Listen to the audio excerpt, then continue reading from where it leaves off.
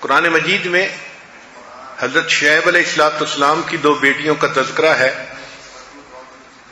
شعیب علیہ السلام ذرا بوڑھے ہو گئے تھے، ان کا بیٹا نہیں تھا، ان کی بیٹیاں تھیں۔ تو جب گھر میں بیٹا نہ ہو تو کام بیٹیوں کو سنبھالنے ہوتے ہیں، چنانچہ ان کی بیٹیاں اپنی بکریوں کو چرانے کے لیے لاتی تھیں اور کنویں پر ان کو پانی پلا کے واپس لے جاتی تھیں۔ حضرت موسیٰ علیہ السلام جب مدین پہنچے تو انہوں نے قبیلے کے لوگوں کو دیکھا، بستی کے لوگوں کو، کہ انہوں نے بکریوں کو پانی پلایا اور پھر اس کے کنویں کے اوپر ایک پتھر کی چٹان رکھ دی تاکہ کوئی اور اس پانی کو استعمال نہ کر سکے۔ وہ دو بچیاں جب اپنی بکریوں کو لے کر آئیں تو ان کے اندر تو اتنی طاقت نہیں تھی کہ وہ چٹان کو ہٹا سکیں اور بکریوں کو پانی پلا سکیں، تو جو کچھ بچا کھچا پانی تھا انہوں نے اپنی بکریوں کو پلا دیا۔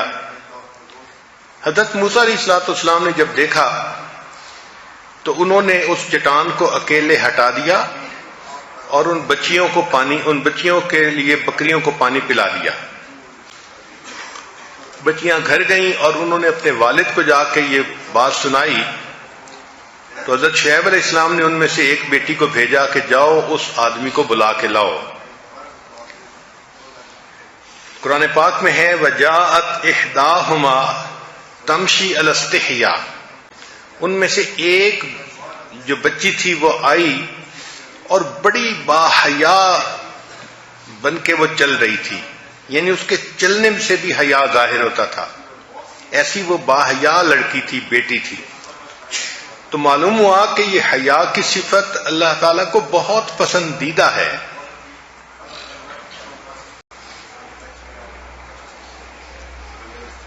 چنانچہ جس کے ہاں بیٹی ہو ان کو چاہیے کہ سب سے پہلی چیز اس بچی کو سمجھائیں کہ بیٹیوں کے اندر حیا زیادہ ہونی چاہیے اور ان کو پاک دامنی کی زندگی کی ترغیب دینی چاہیے۔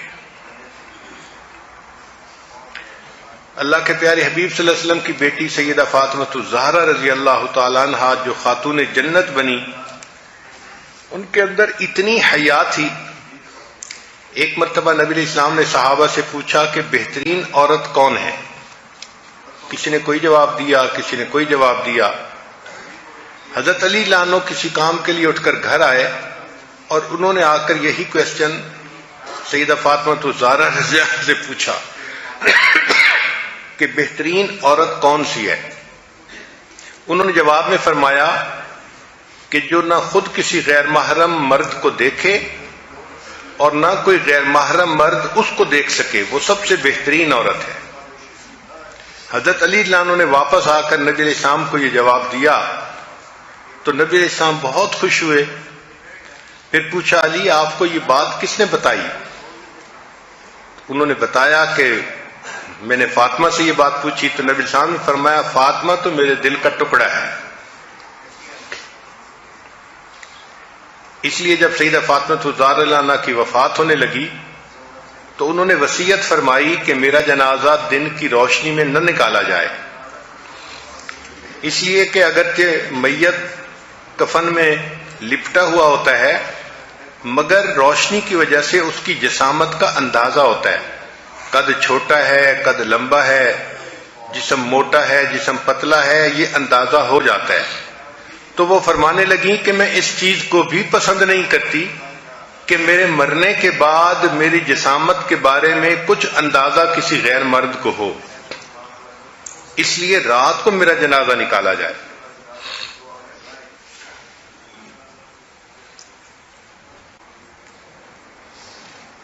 سیدہ عائشہ صدیقہ رضی اللہ تعالی عنہا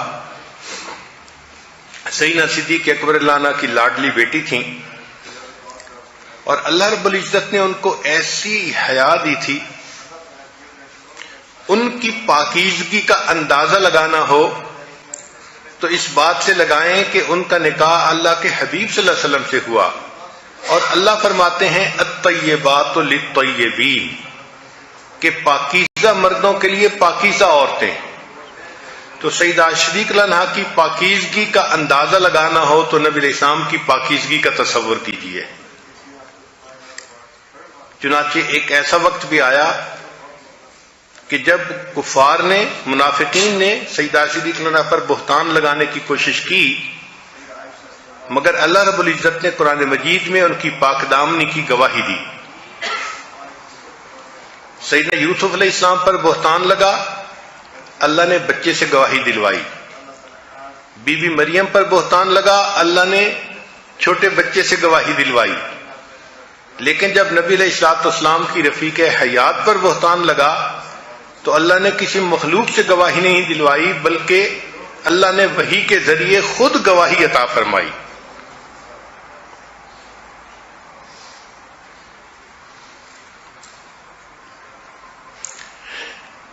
بی بی مریم کے بارے میں قرآن مجید میں ہے کہ جب وہ جوان العمر ہو گئیں تو گھر میں زندگی گزار رہی تھیں، چنانچہ انہوں نے غسل کرنا تھا تو گھر کے مشرقی جانب انہوں نے پانی کا انتظام کیا کہ غسل کر سکیں۔ اس وقت جب وہ پردے کے اندر تھیں، اللہ تعالیٰ نے جبریل علیہ السلام کو بھیجا ایک بھرپور مرد کی شکل میں۔ اور جب بی بی مریم نے اچانک ایک مرد کو دیکھا تو قالت انی اعوذ بالرحمن منک ان کنت تقیا، کہ میں تو اللہ کی پناہ مانگتی ہوں۔ بی بی مریم کوئی آج کے دور کی بگڑی ہوئی بیگم نہیں تھی کہ غیر محرم مرد کو دیکھتی تو مسکراہٹ سے استقبال کرتی۔ وہ پاکیزہ زندگی گزارنے والی تھی، پاک دامن تھی۔ چنانچہ وہ گھبرا گئی کہ ایسے وقت میں ایک غیر مرد کہاں آ گیا۔ جبریل علیہ السلام نے جب دیکھا کہ بی بی مریم گھبرا گئی ہیں تو انہوں نے کہا کہ انما انا رسول ربک، کہ میں تمہارے رب کا نمائندہ ہوں، لِأَهَبَ لَكِ غُلَامًا زَكِيًّا، تاکہ تمہیں نیک بیٹا ملے۔ اب بی بی مریم مطمئن ہونے کی بجائے اور گھبرا گئی، یعنی گھبراہٹ بڑھ گئی کہ ایک تو مرد کو میں نے دیکھا اور دوسرا وہ مرد کہہ رہا ہے کہ تمہارا بیٹا ہوگا، اور بیٹا ہو نہیں سکتا چونکہ بیٹے کا کوئی سبب موجود نہیں۔ تو انہوں نے فرمایا انا یکون لی غلام، میرا بیٹا کیسے ہو سکتا ہے؟ ولم یمسسنی بشر، نہ تو کسی مرد نے مجھے ہاتھ لگایا، ولم اکو بغیہ، اور نہ میں کوئی بد کردار ہوں۔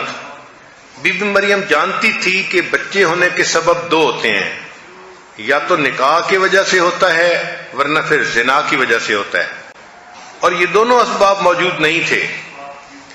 تو اس لیے انہوں نے کہا کہ میرا بیٹا کیسے ہو سکتا ہے، نہ تو میں نے نکاح کیا اور نہ میں نے زنا کیا۔ تو جبریل علیہ السلام نے جب یہ سنا تو انہوں نے کہا قال کذالک، ہاں ایسا ہی ہے جیسے آپ کہہ رہی ہیں۔ یہ کذالک کا لفظ جو ہے یہ بی بی مریم کی پاک دامنی کے اوپر ایک مہر ہے جو قرآن نے لگا دی۔ ہاں بی بی مریم، آپ جو کہہ رہی ہیں آپ بالکل سچ کہہ رہی ہیں۔ یہ کذالک کا لفظ بی بی مریم کی شان بیان کرتا ہے۔ اللہ ایسی بیٹیاں ہر کسی کو عطا فرمائے کہ جو ایسی پاک دامنی کی زندگی گزارنے والی ہو کہ اس پر اللہ کے فرشتے بھی پاک دامنی کی گواہی لگائے۔ دوسری صفت بچی کے اندر نیکی کا شوق پیدا کرنا۔ چنانچہ چھوٹی بچی کی شروع سے ہی تربیت ایسی کرنی چاہیے کہ اس کے اندر عبادت کا شوق بھر دیا جائے۔ سیدہ فاطمہ الزہرا رضی اللہ عنہا کے بارے میں آتا ہے، سردیوں کی لمبی رات میں انہوں نے تہجد پڑھی، جب سلام پھیرا تو دیکھا کہ فجر کا وقت قریب ہے، تو دعا مانگنے لگی اور دعا مانگتے مانگتے روئیں اور کہا کہ اللہ، میں نے تو 2 ہی رکعت کی نیت باندھی تھی، تیری راتیں کتنی چھوٹی ہیں کہ 2 رکعت میں تیری ساری رات ہی ختم ہو گئی۔ پھر تیسرا، اس بچی کو خدمت کا جذبہ پیدا کرنا چاہیے۔ اللہ تعالیٰ نے مردوں کو عبادت کے ذریعے سے جنت دینی ہے، عورتوں کو خدمت کے ذریعے سے جنت دینی ہے۔ چنانچہ حدیث مبارکہ میں ہے کہ جو عورت اس طرح فوت ہو کہ فرائض پر عمل کرنے والی ہو اور اس کا خامد اس سے خوش ہو تو اللہ تعالیٰ اس کے لیے جنت کے دروازے کو کھول دیں گے، وہ سیدھی جنت جائے گی۔